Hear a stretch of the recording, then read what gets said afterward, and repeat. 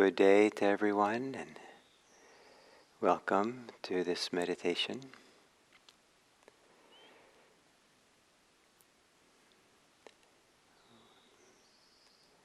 There are times, especially when I was a relatively new meditator, that I had two different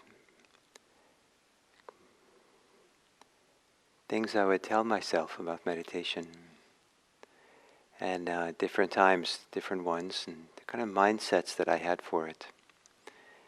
And one of them was, and in particular, I used these when things were challenging. If I had a lot of physical pain or something that was difficult to be present for. And the first one, I would say to myself, moment by moment, that I would just be present for this moment, and then the next moment. And I'd try to be content with just being here for this. And that would be, and then I can somehow, if it was just this moment, that's all there was, then I could be with the difficulty. The other thing that I would do is say to myself, what if this is forever? Whatever was happening, what was this? This was it. And I suppose there could be the reason to despair or be depressed or something. But for me, when I said that, what if this is forever? Then there was no reason to fight it, no reason to try to change it or try to escape it. It was just, okay, this is what I have to accept. And that also would loosen up something in my mind. That would also make it easier for me to, okay, this is what I'm going to stay here for. So those two mindsets are used sometimes, and the consequence of both of them was a kind of just, okay, this is it.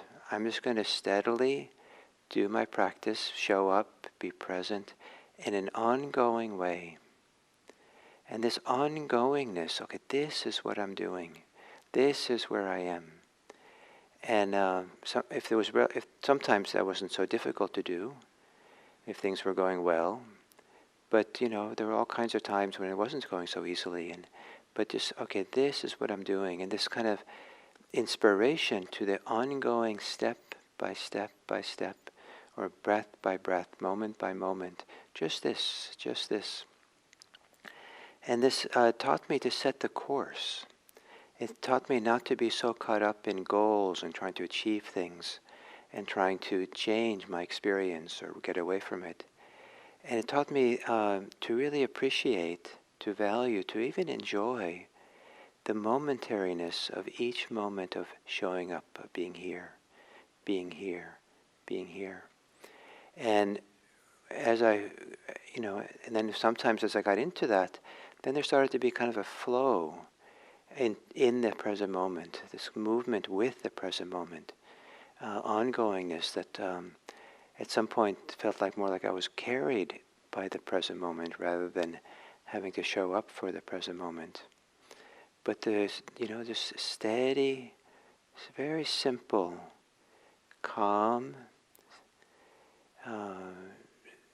kind of a modest approach to meditation. Just the ordinary ongoingness of this moment. Not making it complicated, not making it looking for something grand and wonderful,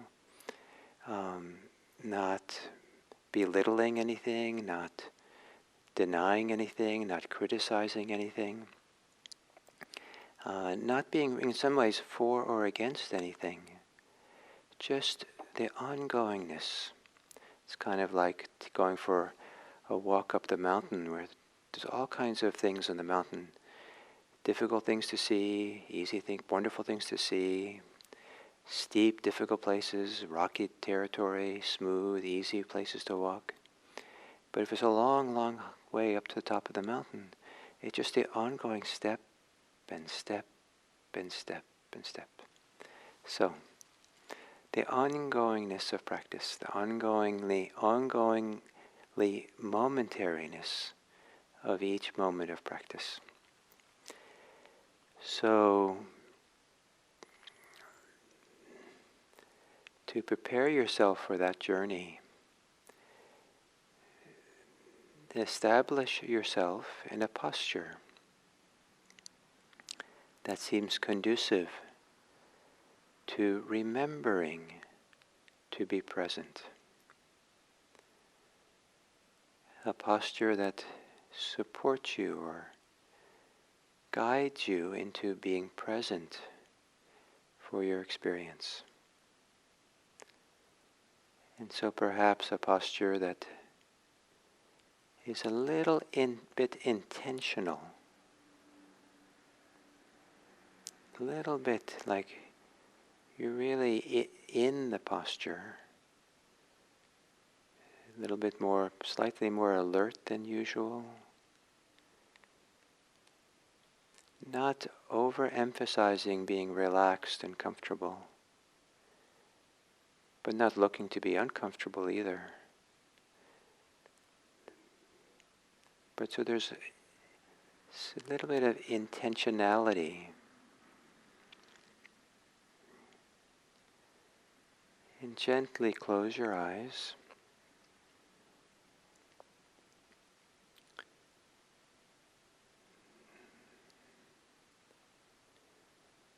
And then gentling yourself and your body. A gentling of your inner life.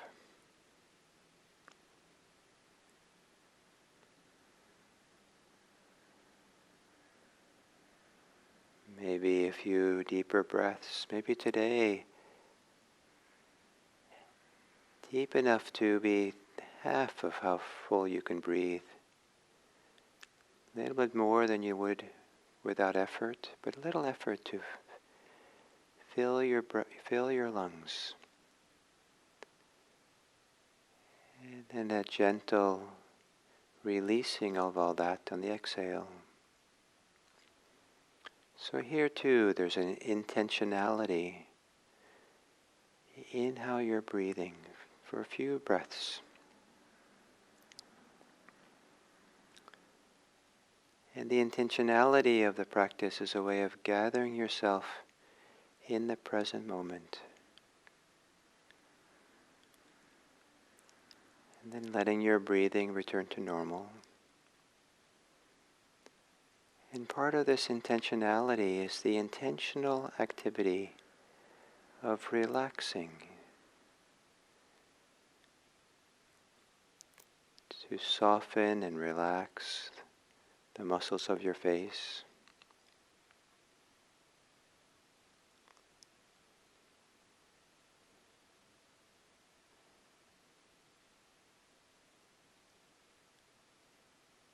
To soften and relax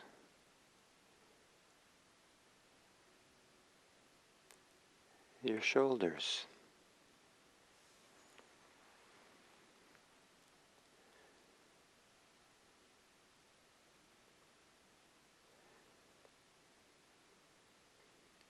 To soften and relax your belly.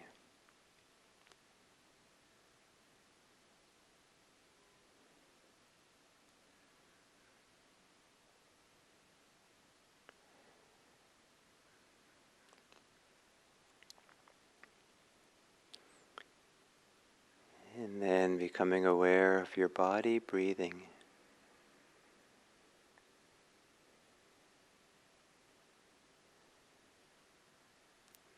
And here, with each breath, each inhale and each exhale, settling in for the ongoingness of one moment at a time of attention. One moment after another, one step in a sense, in the ongoing journey of being present here, and here, and now, and to bring a little bit of relaxed intentionality, a sense of purpose or dedication, maybe even devotion, to calmly, steadily going on with being here now, with this,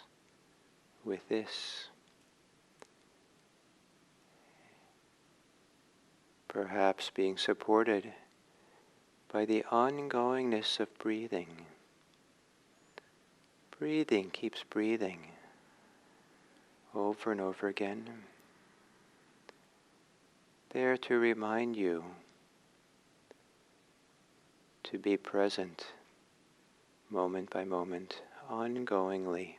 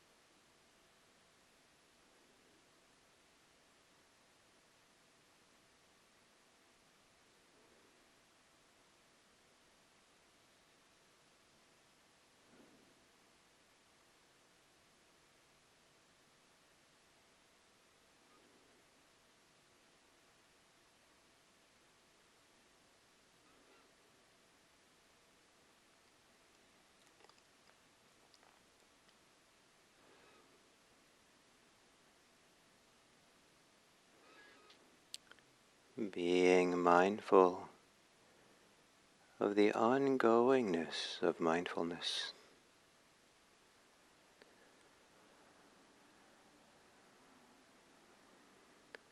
The simple, calm ongoingness of now and now and now.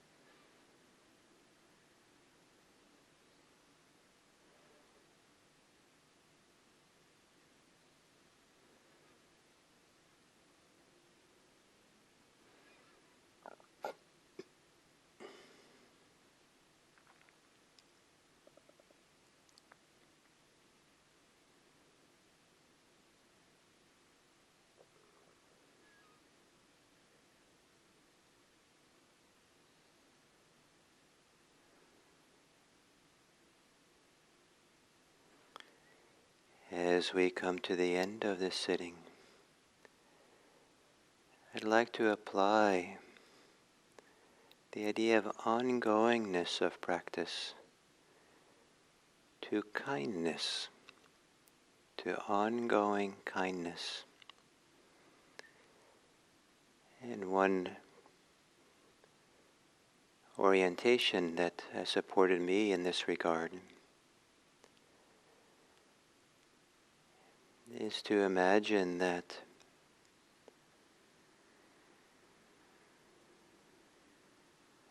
kindness can be very simple and modest, that it can be a simple interior attitude that I carry with me ongoingly without needing to express it externally in words or in deeds. And just giving myself that permission not to need to express it externally makes it easier to be devoted to it internally, not to give it up, not to allow it to be an ongoingness, an ongoing friendliness or ongoing warm-hearted caringness that's not dramatic, maybe unnoticed by others.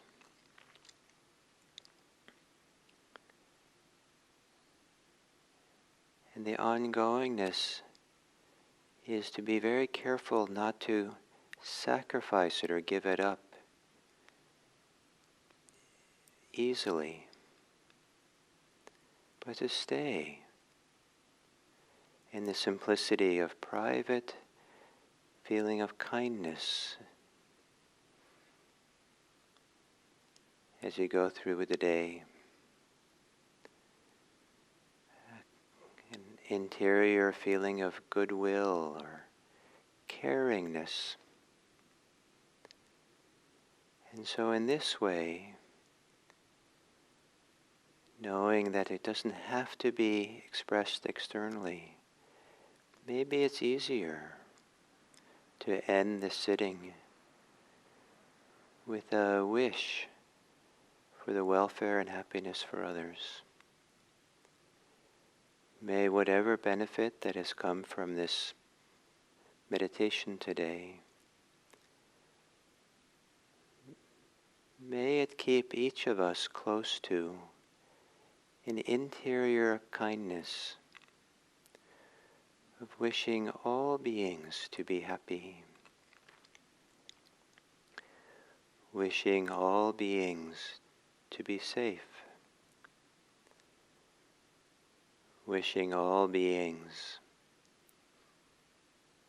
to be peaceful, and wishing all beings to be free.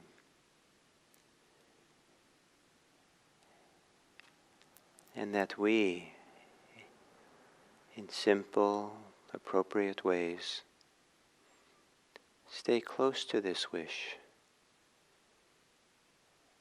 open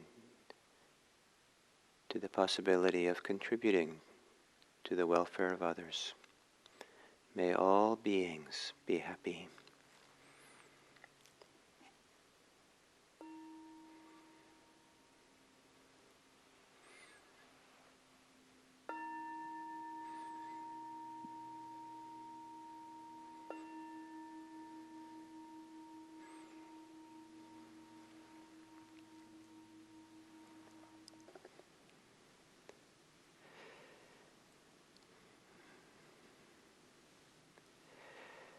So, this morning there'll be another day of storytelling from the discourses of the Buddha. And this time some of the story will be constructed out of the evidence, the pieces that are there. It seems that for the most part, the people who composed these earliest discourses called earliest discourses of the Buddha, weren't particularly interested in history or even biography. Weren't really doing much of a biography of the Buddha. But there are all these little snippets of stories that exist. And some of them we can then connect the dots and understand a little bigger piece of the history of the times, the life of the Buddha. And so I'm going to tell some of this, what comes from the early discourses. Some of it's piecing pieces together, and some of it comes from a little bit later, the commentaries that also try to provide the bigger context for some of these stories. And a piece of what inspires this little discussion today is some of the work of Stephen Batchelor, who's done some of this work of piecing together some of the evidence. So it has to do with the end of the Buddha's life, the context, that his times that he was that he was, in his last year of his life. And what we begin seeing, if we start looking at the pieces, is that the society around him, much of what the society he knew and his people he was close to, were dying, or societies were beginning to fall apart, and war was happening, and kings were being usurped from power. And the Buddha's own disciples, the senior, closest disciples, were dying this last year of his life. And the Buddha, seemingly through it all, was calm, was peaceful, died very peacefully under some trees. And this contrast between the kind of, I call it, the society falling apart around him, and his peacefulness is quite a contrast. And maybe it's something that's also relevant for all human times. And it seems like maybe almost every generation thinks that the world is falling apart around them. So this piecing things together begins with maybe in the last year of the Buddha's life, maybe when he was about 80.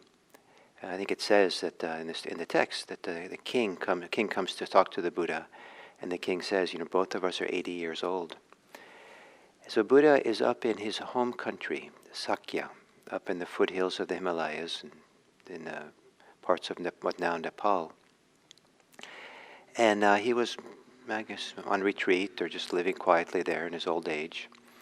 And nearby was another kingdom of where there was a king, Pasenadi, who they had been friends for 40 years. Early in the Buddha's teaching career, they were at the same age. They were same age, and they had struck up a friendship. And for 40 years, 46 years or something, they had seen each other periodically, and were considered friends. And Pasenadi was also a student and very devoted to the Buddha. And this king was out and about and wanted to visit the Buddha maybe one last time in their old age. And so he went with his minister, who he apparently trusted, and they rode in close to where the Buddha was in the forest. And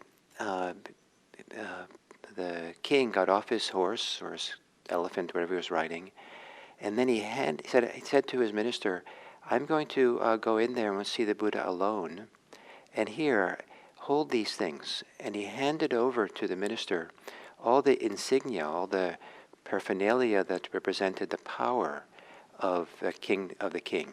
His sword, maybe his crown or his turban, and different things that he had that represented his authority.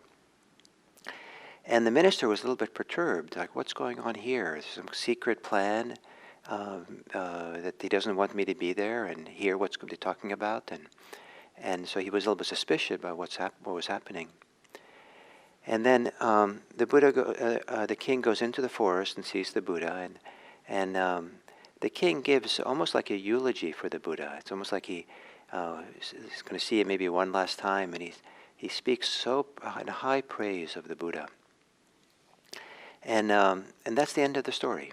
This sutta just ends right there. But so the Buddha is, 80 years old, an old man. And then we have another discourse that has to do with the last, usually called in English, the last days of the Buddha's life. It's the story of his passing away. And that's a little bit more of a chronology over many months, actually. But it begins with the Buddha being almost about as far away from his home country as he could be in the world that he lived in northern India. And maybe some 300 miles, I'm not sure exactly how many, but quite far. So here was a man who was 80 years old, who had been in his home country, and then sometime later, and then over the next year, we don't know exactly when, he was 300 miles away in far to the south, in I think near the Bay of Bengal, something like that. And near what's now called Pataliputra, I think. And so how did he get there, and why did he go there? But this story almost begins with the story of the Buddha now walking back home. So he came all the way down this 300 miles, only to kind of more seemingly turn around and go back up, back home to his home country. And what was, why such a quick trip? So the piecing it together, one idea is that the minister of the king, who took all the king's paraphernalia, what the commentaries say is that this minister had a little bit of resentment for the king, and so he left and abandoned the king there in the forest, and left him with a horse and one attendant, and went back to the capital and handed the symbols of power to the king's son, who thereby usurped the throne. And the king came out of the forest without anything really except a horse. And so he went down to visit the other king at this place where the Buddha ended up going. And the other king was his relative. I think it was his son-in-law or his cousin or something. And they had been at war with each other over those 40 years' time, but they also had made enough peace, and they were relatives, and the King Pesanetti had nowhere else to go, supposedly, so he went down to see his relative, the other king. And so he made this long trip himself as an old man, and he apparently was not in very good shape. Some of the texts say that he was kind of fat and a little bit lazy, and so he made this long trip. And he came to the capital where this other king, Ajatasattu, the one who'd killed his father, the story I told earlier, was reigning. And he came at night. And so the city gates were closed. And so he stayed in some place, slept in some home or hall or something outside. And then he died that night. Piecing this together, it seems that the Buddha knew about this, that his friend, the king, had been usurped and headed south. So the Buddha followed, maybe to offer support for the king or to intervene or something. But when he arrived at the capital, his friend had died. So there was not much reason to head back home, to stay there. So the Buddha then started marching home. But before he did, Ajatasattu sent his minister, to talk to the Buddha and said, I'm thinking about attacking the neighboring country, the country that's between Ajatasattu's country and the Buddha's home country, the place that Buddha had often been.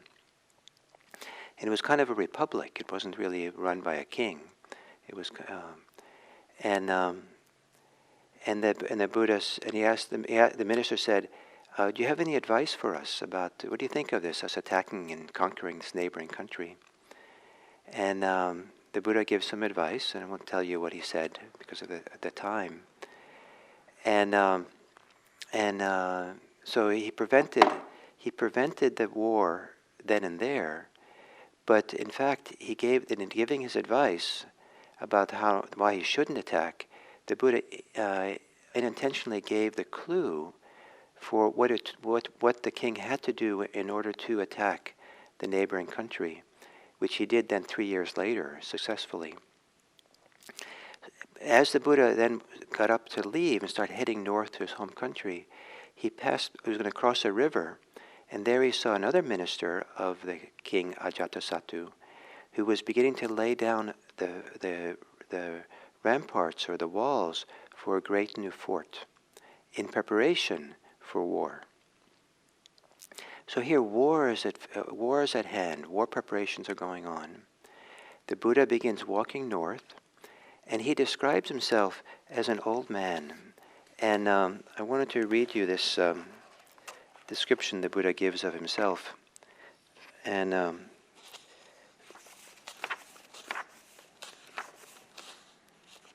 here.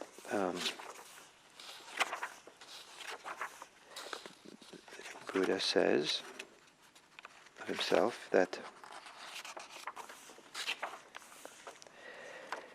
I am now old, worn out, venerable, one who has traversed life's path. I've reached the term of life, which is 80.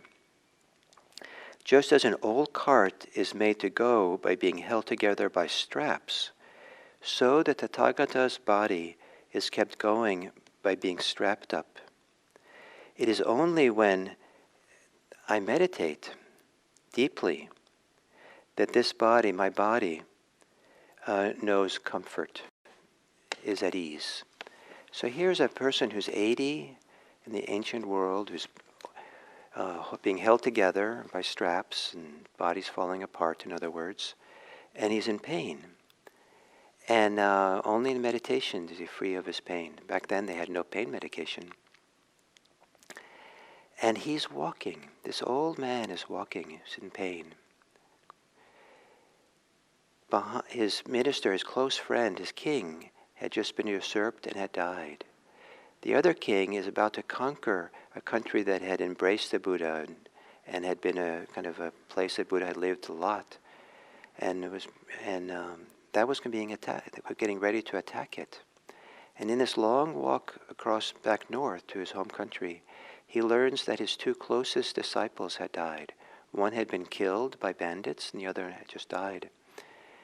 And Buddha keeps walking, and at some point he gets diarrhea or dysentery, and he's quite sick with lots of pain. And he gets revived enough, and he's heading home. But at some point he realizes he's going to die. He doesn't reach home. And he finds two magnificent trees to lay down underneath. And he lays there, and never to get up again. And there he lays and spends his last time teaching his disciples. And then he carefully asks them, do you have any other questions for me before I die? No one asks anything. And so the Buddha finally says his last words,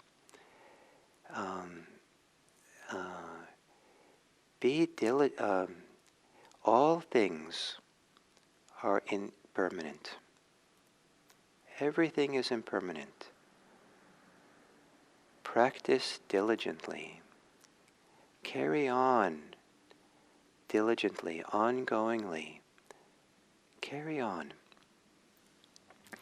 And then he dies. And he dies by going into deep meditation states, and goes as deep as possible in what's possible through meditation. And then he begins coming out. And then in the fourth jhana, which is one of the most sublime places to be, maybe the ideal place in which to die, his life passed away. And this image of this man peacefully dying, at peace with himself, surrounded by his disciples, giving his last teachings, and then peacefully going into the one last journey in his deep meditation states. And in those states, his life passes away. And all around him, so he's spiritually, in his inner life is deeply at peace, peaceful setting in the woods under trees. But all around him, kings are being usurped, wars about to happen, people are dying, the Buddha is an old man, sick, in pain, walking up, through India, and he doesn't reach home. He's trying to get back to his home country. So the juxtaposition of a world out of kilter and the Buddha at peace. This is the end of the Buddha's time, his life. So what we think about that and how we live with that and understand that in relationship to our own life, perhaps what the Buddha said as his last words can apply to us as well. All things are impermanent. Practice diligently. So, thank you.